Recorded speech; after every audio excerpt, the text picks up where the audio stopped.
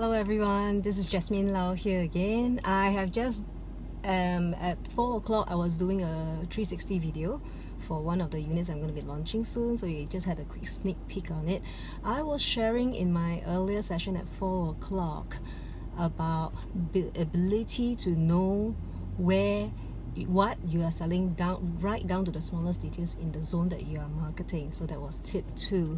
And for tip 2 is pretty interesting is because this kind of real estate information allows me to spend a lot of time to understand what's happening on the ground.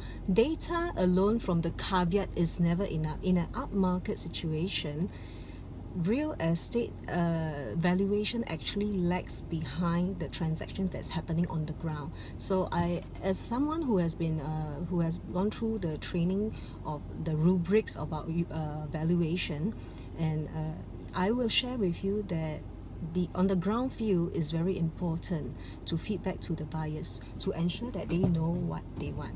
Whoops, my daughter's balloon just flew up, so I'm going to throw it at the back. Now, if you actually want to know about the third tip about building confidence in real estate, is about being able to make a decision. Now, if you know what you want, nothing says anything more confident than a person who is very decisive. Meaning your buyer wants to work with an agent who knows what they are selling, who is confident and very decisive. Because real estate can be very scary to many of my clients, and they want somebody who really are familiar with all the complexities. Just this week alone, I have a friend who was caught out. She genuinely just won to buy a home that she thinks she loves, but she wasn't sure, and there were a lot of complexities that she didn't anticipate, and she went into it alone. She felt very alone, and I was glad that actually I walked through the journey with her. And on hindsight, it is really scary for a consumer to meet all these encounters by themselves.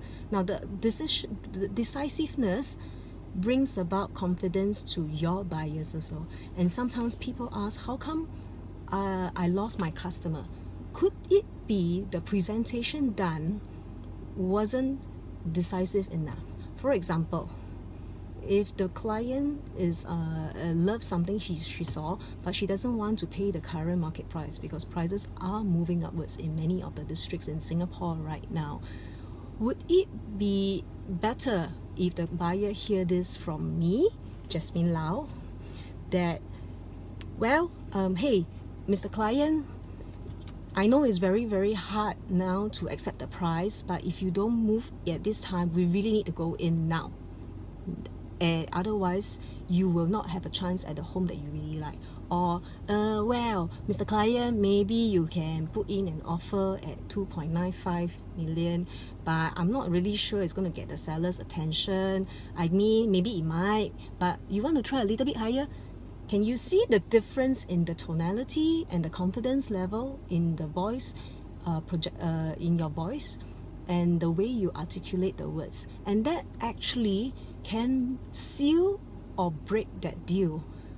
And also, it can also seal that client to follow you, or it can let the client feel this realtor is not confident enough, I'm going with someone else.